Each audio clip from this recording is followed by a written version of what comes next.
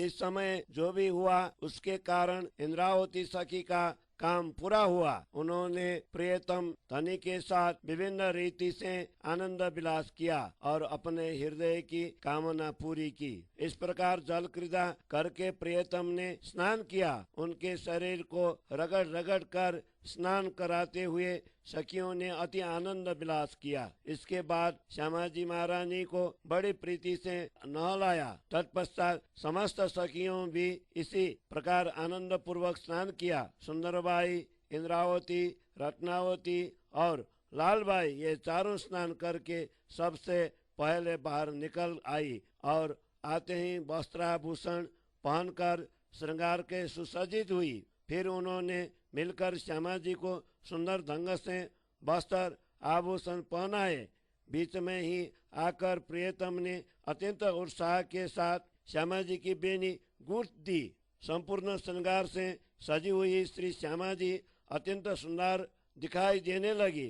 उन्होंने हाथ में दर्पण लेकर प्रियतम का मन मोहित किया।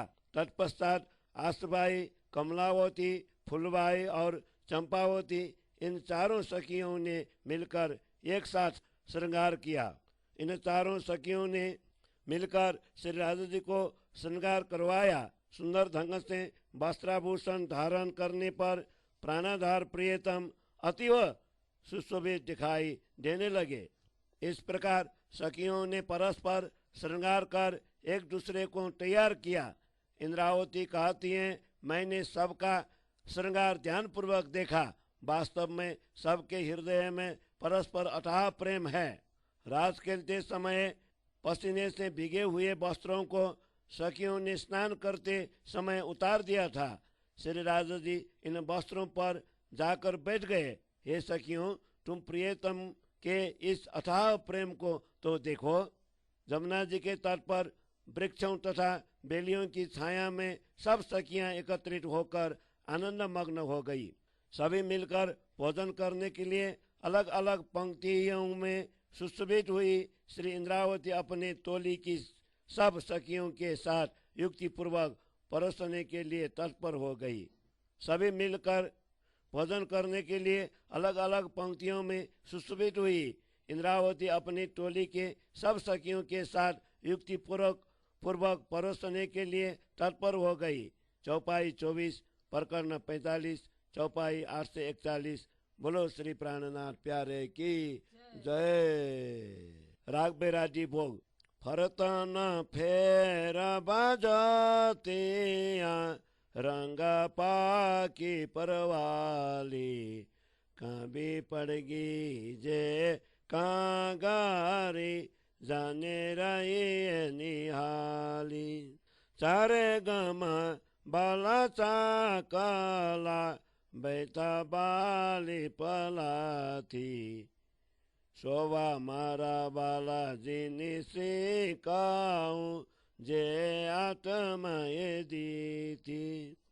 श्री ठाकुरानी जी श्री राजा सु बेला बेस सदाए, असबाई सुंदर बाई बैठाए नियादाए।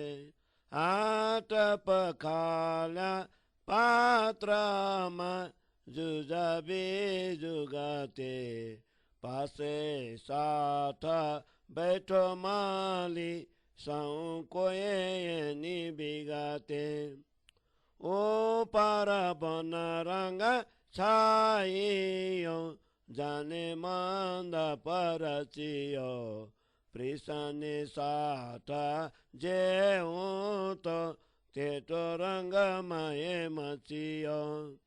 थाली धात बसे कानी जुगते अजवाली, लाल जड़ाओ लोते जाला लाई प्रेम पखाली। बात का फूल का चलियो ते तो जुगते जड़िया, अजबाली ने पखालिया थाली माये मलिया। बालिनी तारी अजबालिया रुमाल संगाते प्रिसेंचे सारी सुखाडी बिदा बिदा कै भाते बाए भागवंती फाली पेरे प्रिसे सुखाडी सारी कौके तली कनी बातानी सर्वे मुखी संभारी पकवान सर्वे प्रिसेकारी साकमुख्याचे गाना कंडमूला पात बातना आलेखे अथाना साकते सुका बनिताना कैसे क्या सुतलिया बिद बिद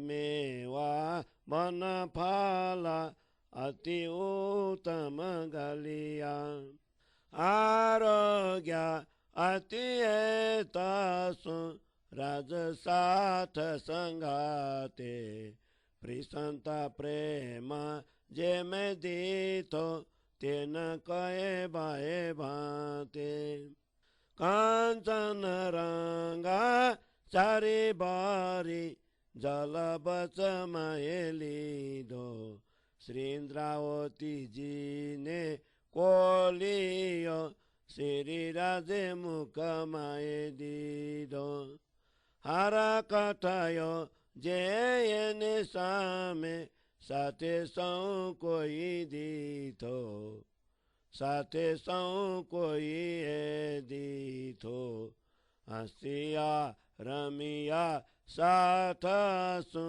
कण लाग्यो से मीठो हरा कथायो जे सामे साथे सौ कोई दीथो हसिया रमिया साथसु कण लाग्यो से मीठो आरोग्य आनंदासु जेने जे बाब्या दुदा दादी ते उपारा लाडबाई लई आब्या तेलीदा चालू कराबिया बैठा वासे टक्यो दाई थाल बाजोता उपड़िया लोयू मुकरु मालाई फोफला काठो चुन जावंत्री केसर का पूरा गाली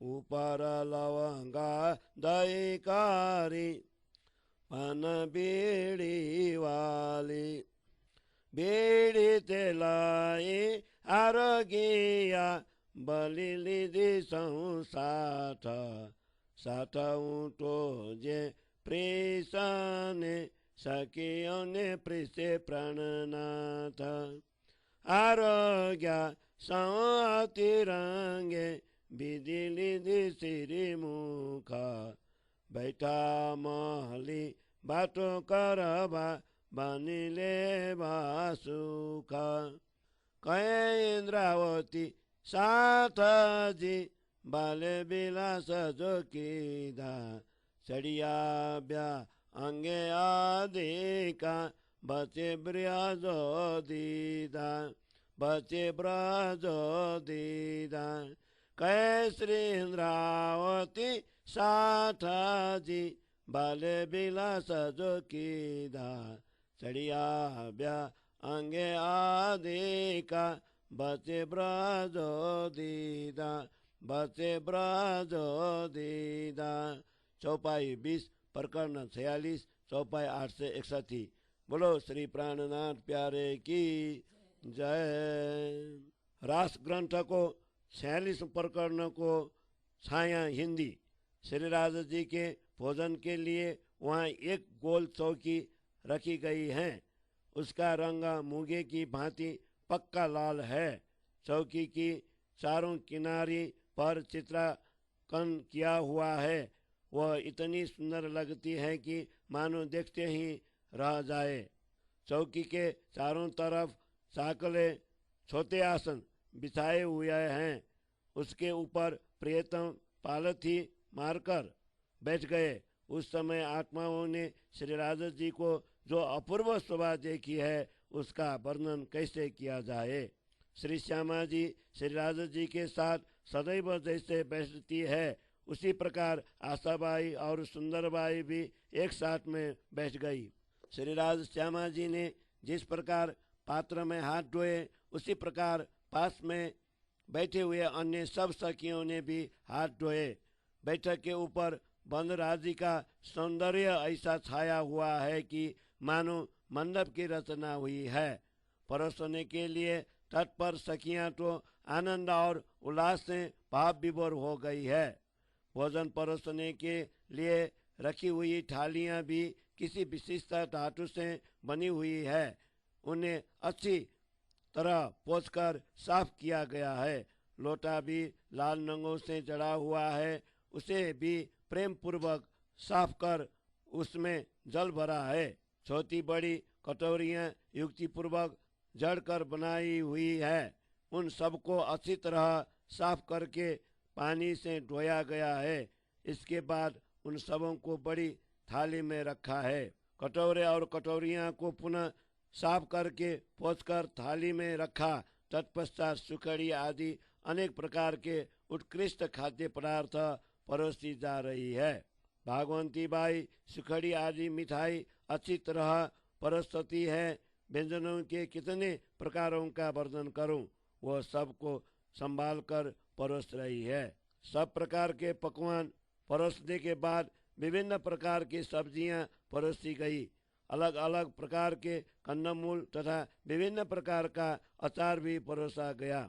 इनमें अनेक प्रकार के सूखे साग भी थे और कई अच्छी तरह से तले हुए थे। विभिन्न प्रकार के मेवे, पके हुए अन्य फल इत्यादि भी उत्तम प्रकार से परोसे गए। श्री राजा जी ने सब सखियों के साथ अत्यंत प्रेम से भोजन किया। परोसते हुए मैंने इंद्रावती ने जो प्रेम देखा उसका वर्णन नहीं हो सकता। प्रियतम ने भोजन करते समय बीच में ही सुनहरे रंग ही झारी का जल पान किया। उन्होंने इंद्रावती के मुख में भोजन का एक ग्रास भी डाल दिया। इस समय अतीव हर्ष हुआ। उसे सभी सखियों ने देखा, वह परस्पर हंस रही थी, खेल रही थी। सभी को बड़ा अच्छा लग रहा था। सभी ने इच्छा अनुसार आनंद पूर्वक भोजन किया। भोजनोपरांत लाडबाई दूध और दही लेकर आई। दूध और दही लेने के बाद सबको चुल्लू करवाया। सब पीठ के पीछे तकिए रख कर बैठ गई। भोजन की थालियां एवं चौकियां उठा ली गई और रुमाल लेकर मुख पोंछा गया। सुपारी, कट्ठा, चूना, जावंत्री, केसर और कपूर मिश्रित पान का बीड़ा ऊपर से लवंग खोस कर तैयार किया गया। श्री राजा जी तथा श्यामा जी ने पान के बीड़े लिए। फिर सभी सुंदर साथ ने भी ले लिए। जो सखियां इंद्रावती एवं उनकी टोली भोजन परोसने में लगी थी, अब उन्हें प्राणों के नाथ श्री कृष्ण जी स्वयं भोजन परोसने लगे। परोसने वाली सब सखियों ने अति आनंद पूर्वक भोजन किया। फिर मुख में पान का बीड़ा ले लिया। सभी एकत्रित होकर बातें करने लगी। सखियां प्रियतम की वाणी का सुख लेने के लिए एकत्रित होकर बैठ गई। इंद्रावती कहती है, हे सखियों, प्रियतम ने हमारे साथ अच्छी तरह आनंद विलास किया, परंतु बीच में रामट करते समय अंतर्ध्यान होकर जो विरह दिया वो अंग में उभर कर आ गया।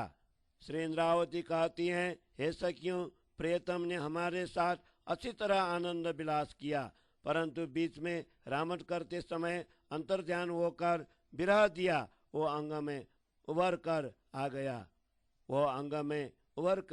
गया। चौपाई 20 प्रकरण 46 चौपाई 8 से 61। बोलो श्री प्राणनाथ प्यारे की जय। राग गोड़ी रामगिरी। बाला बालम जी मारा जीरे प्रीतम मारा तमे रास रंगे रमाड़िया पन साबलो मारी बात अमा ऊपर ये बड़ी तमे का कीधी प्राणनाथ અવગુણ એ બડા અમતન ક્યાં ઉતાવાલમાં એમાં મને એકલા મૂકી ગયા વૃંદાવન. તમે અમાથી અલગ થયા ત્યારે બ્રહ થયો અતિ જોરા. તમે બનમાં મૂકી ગયા અમે કીધા ઘણા બકોરા. તમે બિના જે ઘડી ગઈ અમે જાણ્યા જુગા અનેકા. એ દુઃખ મારો સાથ જાને કે જાને જીવ વસે કા. એ દુઃખની બાતો કે કહું જીવ જાને મન માએ. જે આમાં ઉપર થઈ એ વળી ત્યારે તમે ઉઠા ક્યાંય. હવે ન મૂકું અલગો બાલા પલ માત્ર તમને. તમારા મનમાં નહીં પણ દુઃખ લાગ્યું અમને. પાલકી અમે કરું રે બાલા તમે બેસો તે જમાએ. અમે ઉપાડીને ચાલીએ હવે નહીં મૂકું કે ન ક્યાંય. હું અલગો ન થાઉં રે સખીઓ આપની આત્મા એક. રામત કરતા જુદા બે કાંઈ દિશે છે અનેકા. સખીઓ બાટો હું કે કરું જીવ મારો નરમ. બલવ મારા જીવની પ્રીતમ અલગી કરું કેમાં. તમાથી અલગો જે રહું તે જીવ મારે ન ખમાય. એક પલ કમાય રે સખીઓ કોતાન કોટ જુગ થાય. બ્રહ તમને ડોયેલો લાગ્યો મુનિ તેથી જોરા. મુખ કર મન નવો સાઉ તો કેમ કરાવું બકોરા. જેમ કહો તેમ કરું રે સખીઓ બાજે જીવ જીવન. અરકીન અલગ ન થાઉં કરાર કરો તમે મન. એ વડા દુઃખ તે કાં કરો હું ડાઉં એમ કેમ છે. તમે મારા પ્રાણના પ્રીતમ બાજે મૂલ સનેહ. પ્રાણ પે બલવ છો મુને એમ કરું હું કેમ. મેં વૃંદાવન મૂકું નથી તમે કાં કહો મુને એમ. ચિતા ઉપર ચાલુ રે સખીઓ તે મારા જીવન. જેમ કહો તેમ કરું રે સુંદરી કાં ટૂંકાણું મન. આત્મના આધાર છો મારા જીવ શું જીવ સનેહ. કરું બાત જીવન સખી મુખ માહિતી કહો જે. મેં તા એમ ન જાણ્યું રે બાલા કરશો એમ નિઘાત. નાઓ જીવું તો ને અજાનથી આપન મૂલ સંગાત. એમાં આખડી ન ચડાવીએ તેને જે હોય પોતાના તન. જાણીએ મેલો નથી જન્મનો ઉઠલે રાસ વચન. અમે તુને જોપે જાણું બીજો ન જાણે કોઈ જન. આમ શું છેડા છોડીને ઉભો જાણીએ ન્યા નિશાન. સાવલો સખ્યો બાટો કહું મેં જોયો માયાનો પાસ. કેમ રમાય રામ તરેની મન ઉછરંગે રાસ. તેમાંથી બોલો કયા મેં કથન જોવાને વિશ્વાસ. ન દીધો કોઈ ફેર ચિત્તમાં હવે હું તમારે પાસ. એનો તમે જવાબ દીધો કે મરો મૂક્યા બન. નહીં બિસરે દુઃખ તે બ્રહના અમને જે ઉત્પન્ન. ઘણું જ સાલે બ્રહ બાલયા જે દીધું તમે અમને. કેટલી વાત સમારું દુઃખની હવે શું કહું તમને. કાં જાણો એ બડો અંતર હું અલગો ન થાઉં. તમને મેલી બનમાં હું તે ક્યાં જાઉં. બ્રહ તમારો નવો સહું ગાલું તમારું ગાઉં. અંગ મારું અલગું ન કરું પ્રેમ તમને પાઉં. અમે ઠામ સગલા જોયા રે બાલા ક્યાંય ન દીધો કોઈ. જો તમે હુતા બનમાં તો બ્રહ કેની પેરે હોય. બન બેલાડીઓ જોઈ સરબે ઘણે દુઃખી ઘણું રોય. ઘણી જુગતે જોયા તમને પણ કેને ન દીધો કોઈ. તમે કહો છો બનમાં હુતા ટોકા નવો લીધી સારા. અમે બન બન હેઠે બિલાક્યું ત્યારે કાં નવો આવ્યા આધાર. જો તમે ના ઉઠા બેગલા તો કાં નવો સુની પુકાર. અમને દેખી રોવંતા કેમ ખમે એ વળી વાર. બોલો તે સર્વે બાત જૂઠી બનમાં ના ઉતા નિરધાર. ને તે જાનું ના હોજી તમે જૂઠા બોલ્યા અપાર. જો બ્રહ અમારો હોય તમને તો કેમ બેસો કરાર. तम बिना किन जुग ठै बन पोम थै खाँडा धार दाज कनी ठै देहमा लागि काल जडे झाल जानु जीवन नै रहे निसर से तत्काल हेबो ब्रह खमी रह्यो मै जानु जीवनी नाल आशा मने नहो मुके नहीं तो देह छाड़ो तत्काल तमे कहे सोचे ये म कहे छे नेचे जानो जीव माए तुम्हारा समझो तम बिना एक आध किन में न कमाए सकियो तमे साचु कह्यो ये बीती छे मुने बाट तमने ब्रह उपनो मारो हूँ कहूँ त्यहाँ नि भन्छ आपन रंग भर रमता वृख आडो आव्यो किन एक तमे प्रेमे जान्यो कै जुग बित्या यम दिता टुक अनेक ज्यारे पसरी जोग माया मैं इच्छा कि तम तनी हूँ बेन लाऊं त्यहाँ लगे मुझ ऊपर थई घणी एक पल माए रे सकियो कलप अनेक बितिता ये दुख मारो जीव जाने सकी प्रेम तनी हेरिता पीड़ित अंग इंद्रावती सकी का करो तमे येम जीवन माग जीवनी दुख करो येम केम चित चोरी लिदुंदाई चुमन सकी कहो करू हूँ तेम मारा जीव टकी अलगी नव करू जो अलबी थयो जेम सकियो मारी बात सुनो का करो ते ये बड़ा दुख पुरु मनोरथ तम तन सगली बाटे दऊ सुख मारू अंग बालू तम तने बतन वालू जिव्या मुख बोलाबू ते मीठे बोलाडे जो सको मल चख हबे बाला हूँ एटलू मागू किन एक अलगा न थये ज्या मने ब्रह नहीं चालो ते कर जये मागी दुख सुख निरामत ते वाले की दी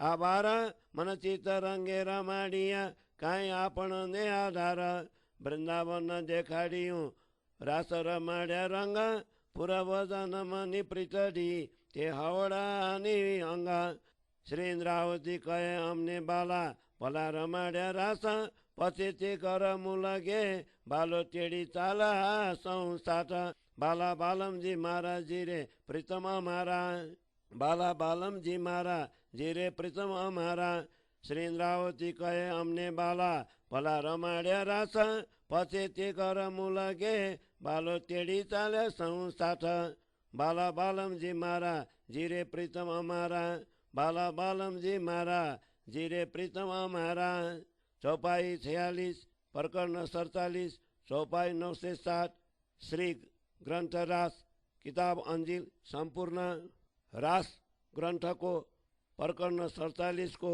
छाया हिंदी इंद्रावती उपर्युक्त अंतर ध्यान समय के विरह का दुख याद कर कहती है, हे मेरे प्राण वल्लभ, आपने अति आनंद पूर्वक रास खिलाया, किंतु हमारी प्रार्थना भी सुनिए। आपने अंतर ध्यान होकर हमें विरह का इतना बड़ा दुख क्यों दिया? हे प्रियतम, हमारे में ऐसे क्या अवगुण थे कि आप हमें वृंदावन में अकेले छोड़कर चले गए? जब आप हमसे अलग हो गए उस समय हमारे लिए आपका विरह अति दुखदायी बन गया। आप हमें वन में छोड़कर चले गए। हम लोगों ने बहुत विलाप किया। हे प्रियतम, आपके अनुपस्थित में जो समय बीता उसके एक एक घड़ी हमारे लिए युग के समान बन गई। यह दुख या तो सखियां ही जानती है या मेरी आत्मा विशेष रूप से जानती है। इस विरह वेदना को कैसे कहूँ? इसे तो हमारा अंतर्मन ही जानता है। जब हम सब ऐसी बीत रही थी तब आप कहाँ थे? ये प्रियतम, अब आपको हम एक क्षण के लिए भी नहीं छोड़ेंगी। आपके मन में तो कुछ भी दुख नहीं है, परंतु हमारे लिए तो वह दुख असह्य हुआ। हे प्रियतम, आपको बैठाने के लिए हम अपने हाथों की पालकी बनाती हैं। आप उस पर बैठ जाएं। हम उस पालकी को उठाकर चलेंगी। जब एक क्षण के लिए भी आपको अकेले नहीं छोड़ेंगी। प्रियतम कहते हैं, हे सखियों, मैं तुमसे अब अलग नहीं होऊंगा। अपनी आत्मा तो एक ही है, मात्र रामत करते हुए लीला के लिए अलग अलग स्वरूप में दिखाई देती है। हे सखियों, मैं क्या करूं? मेरा हृदय तो अत्यधिक कोमल है। तुम तो मेरे लिए प्राणों से भी अधिक प्रिय हो, इसलिए मैं तुम्हें कैसे अलग कर सकता हूँ। यदि मैं तुमसे अलग हो जाऊंगा तो मेरी आत्मा इसे सहन नहीं कर पाएंगी, क्योंकि वियोग का एक एक पल करोड़ों युगों के समान प्रतीत होता है। वियोग तुम्हें जितना असह्य लगा, मेरे लिए तो वह इससे भी अधिक कष्टदायी हो गया। जब मैं तुम्हारा मलिन चेहरा देख ही नहीं सकता तो फिर तुम्हें विलाप कैसे करवा सकता हूँ। ऐसा क्यों? तुम जैसे कहोगी मैं वैसे ही करूँगा। मेरी आत्मा तो तुम्हारी आत्मा से जुड़ी हुई है, इसलिए आधे क्षण के लिए भी मैं तुमसे अलग नहीं होऊंगा। तुम अपने मन में धैर्य धारण करो। तुम इतनी अधिक दुख क्यों होती है? मैं तुम्हें वियोग क्यों दूंगा? तुम तो मुझे प्राणों से भी अधिक प्यारी हो। अपना स्नेह तो मूल प्रेम धाम से ही बंधा हुआ है। तुम तो मुझे प्राणों से भी अधिक प्रिय हो। तुम्हारे साथ ऐसा व्यवहार क्यों करूँगा? मैंने तो वृंदावन छोड़ा ही नहीं है, तो फिर तुम मुझे इस प्रकार क्यों कह रही हो? ऐसा क्यों? मैं तुम्हारी इच्छा अनुसार ही चलूँगा। तुम मेरे प्राणों के जीवन हो। हे सुंदरी, तुम जैसे कहोगे मैं वैसे ही करूँगा। तुम अपने मन में दुख का अनुभव क्यों कर रहे हो? तुम सभी मेरा आत्मा के आधार रूप हो। आत्मा का संबंध आत्मा के साथ ही लगा हुआ है, इसलिए मेरे जीवनाधार सखी मैं वही बात करूँगा जो तुम मुझे अपने मुख से कहोगी। सखियाँ कहती है, हे प्रियतम, हम लोगों ने तो ऐसा समझा ही नहीं था कि आप हमें ऐसा कठोर दुख भी देंगे। हे प्रियतम, हम तो मात्र एक प्रेम को ही जानती थी, वो हमारा मूल प्रेम धाम का संबंध है। इंद्रावती कहते हैं, हे प्रियतम, यदि हम आपसे अभिन्न एक ही तन है तो आपको हम पर इतना क्रोध नहीं करना चाहिए। उथले वचन बंसी सुनकर आने पर वापस लौट जाने के लिए कहे गए। कठोर परिसंवाद सुनने से ऐसा लगा मानो जन्म से ही हमारा और आपका कोई संबंध ही न हो। उस समय हमने आपको अच्छी तरह परखा था। दूसरे कोई होता तो आपकी पहचान कर भी नहीं पाता। आप तो सबसे संबंध तोड़कर दूर रह गए।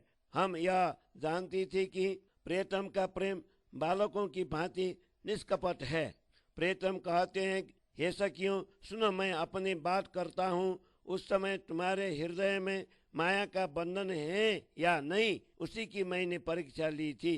यदि ऐसा नहीं किया होता तो रास की रामत पूर्ण उल्लास और आनंद के साथ कैसे खेली जाती। तुम्हारा पूर्ण विश्वास और प्रेम देखने के लिए ही मैंने ऐसे कठोर वचन कहे थे। तुम्हारे हृदय में थोड़ा सा ही भी माया के प्रभाव मैंने नहीं देखा। अब मैं सदैव तुम्हारे पास ही हूँ। इंद्रावती कहती है, उपयुक्त कथन का उत्तर तो आपने दे दिया, किंतु फिर हमें वन में रोते हुए क्यों छोड़ दिया? वो वियोगजन्य दुख तो भुलाया नहीं जा सकता। हे प्रियतम, वो आपका दिया हुआ विरहजन्य दुख हमें बहुत ही खटक रहा है। दुख की उन बातों को कहाँ तक याद करूं और आपसे क्या कहूं? प्रियतम कहने लगे, हे सखियों, तुम हमारे बीच में इतना अंतर क्यों समझ रहे हो? मैं तुमसे कभी अलग नहीं था। तुम सबको वन में छोड़कर मैं कहाँ जा सकता हूँ? मैं तुम्हारा विरह सहन नहीं कर सकता।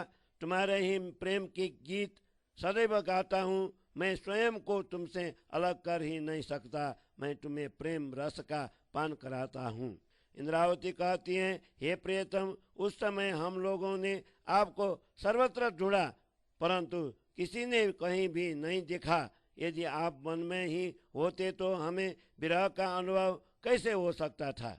हमने वन वृक्षों और बेलियों में जाकर आपको सर्वत्र ढूंढा और अत्यंत दुखी होकर बहुत रोई। हमने आपको अच्छी तरह ढूंढा, परंतु कहीं भी नहीं देखा। आप कहते हैं कि आप वृंदावन में ही थे, तो आपने हमारा ध्यान क्यों नहीं रखा? वन में वृक्षों के नीचे हम व्याकुल होकर घोर विलाप करती हुई आपको ढूंढ रही थी, तो आप क्यों नहीं पधारे? हे प्रियतम, यदि आप हमसे अलग नहीं हुए थे तो आपने हमारी पुकार क्यों नहीं सुनी? हमें रोती हुई देखकर इतने समय तक हमारे विरह को आपने कैसे सहन किया? हे प्रियतम, आप सब कुछ झूठ बोल रहे हैं। आप वृंदावन में थे ही नहीं। हम जानती हैं कि आप निश्चय ही झूठ बोल रहे हैं। यदि हमारा विरह आपको दुख देख रहा था तो आप शांत चित्त होकर क्यों बैठे रहे? आपके अनुपस्थिति में हमें एक क्षण भी युग जैसा लगा। वन की भूमि भी हमारे लिए तलवार की धार बन गई थी। हमारे शरीर के अंग प्रत्येक अंग में विराग्नि का ज्वाला भड़क रही थी। हृदय में विराग्नि धड़क रही थी। हमें लगता था कि हमारे प्राण नहीं रहेंगे, तत्काल निकल जाएंगे। इस प्रकार का दारुण विरह हम सहन करती रही। हम जानती थी कि हमारे प्राण का संबंध केवल आपसे जुदा हुआ है, इसीलिए आपसे मिलने की आशा बनी रही, अन्यथा शरीर तुरंत छोड़ देती। आप कहेंगे कि ये सखियां ऐसे की कह रही है, किंतु आप यह निश्चित मान ले कि हमारे जीव की यही दशा थी। आपकी सौगंध है कि आपके बिना आधे क्षण के लिए भी रहा नहीं जा रहा था। प्रियतम श्री कृष्ण जी कहते हैं, हे सखियों, तुमने सत्य ही कहा है। यह घटना मेरे साथ भी घटी है। तुम्हारा विरह मुझे भी असह्य हो रहा था। मैं उस विषय में कह रहा हूँ। जब हम प्रेमानंद में मग्न होकर रामट कर रहे थे तो उस समय एक वृक्ष आड़े आ गया। प्रेम के निमग्न होने के कारण तुम्हें ऐसा आभास हुआ कि कई युग बीत गए। इस प्रकार क्षण मात्र में अनेक दुख दिखाई दिए। श्री कृष्ण पहले की बात करते हुए कहते हैं कि जब योग माया ने रास मंडल की रचना की तो मुझे भी आप सबसे मिलने की इच्छा हुई। उस समय आपको बुलाने के लिए मैंने जो ही बंसी हाथ में ली, इतनी देर में तो न जाने मेरे ऊपर क्या क्या बीती। अरे सखियों, एक पल के अंदर तो कितने कल्प व्यतीत हो गया। यह विरहजन्य दुख तो मेरा जीव ही जानता है। सखी, प्रेम की यही रीति होती है। इस प्रकार प्रियतम ने इंद्रावती को गले लगाया और कहा, सखी, तुम ऐसा क्यों कर रही हो? तुम तो मेरे प्राण स्वरूपा हो। इस प्रकार दुखी क्यों होती हो? तब प्रियतम ने सुनते हुए इंद्रावती का चित्त चुरा लिया और कहने लगी, ये सखी, जैसा तुम कहोगे वैसे ही मैं करूँगा। मैं तुम्हें अपने प्राणों से कभी अलग नहीं करूँगा। मैंने देख लिया कि तुम किस प्रकार दुखी हुई हो। ये सखियों, तुम मेरी बात सुनो। तुम इतनी अधिक दुखी क्यों हो रही हो? मैं तुम्हारे मनोरथ पूर्ण करूँगा और तुम्हें सभी प्रकार से सुख दूंगा। मैं अपना शरीर ही तुम पर समर्पित करता हूँ। अपने जीव के साथ वचन भी तुम्हें ही सौंपता हूँ। मीठी वाणी से तुम्हें पुकारूंगा और कोमल वचनों से तुम्हें निहारता रहूंगा। तब इंद्रावती सखी इस प्रकार कहने लगे, हे प्रियतम, अब मैं इतना ही मांगती हूँ कि आप एक क्षण के लिए भी हमसे अलग न हो, जहाँ हमें कभी भी विरह सहन न करना पड़े। चलिए ऐसे घर में चले। हे सखियों, हमने दुख सुख का खेल परम धाम में मांगा था, उसे प्रियतम ने यहाँ इस समय दिखाया। मन और चित्त के अनुकूल प्रियतम धनी ने हमें कुछ इस प्रकार रमन करवाया। प्रियतम ने हमें अपूर्व वृंदावन दिखाया और रसपूर्ण रास रमन करवाया। पूर्वजन्य अर्थात मूल परम धाम के प्रेम और स्नेह अब हमारे अंग अंग में प्रकट हुए हैं। इंद्रावती कहते हैं, हे प्रियतम, आपने हमें सुंदर ढंग से रास रमन करवाया। तदुपरांत प्रियतम श्री कृष्ण जी समस्त सखियों को साथ लेकर मूल घर परम धाम की ओर चले। इंद्रावती कहते हैं, हे प्रियतम, आपने हमें सुंदर ढंग से रास रमन करवाया। तदुपरांत प्रियतम श्री कृष्ण जी समस्त सखियों को साथ लेकर मूल घर परम धाम के ओर चले। चौपाई 46, प्रकरण 47, चौपाई 9 से 7। श्री रास ग्रंथ हिंदी छाया संपूर्ण। बोलो श्री प्राणनाथ प्यारे की जय।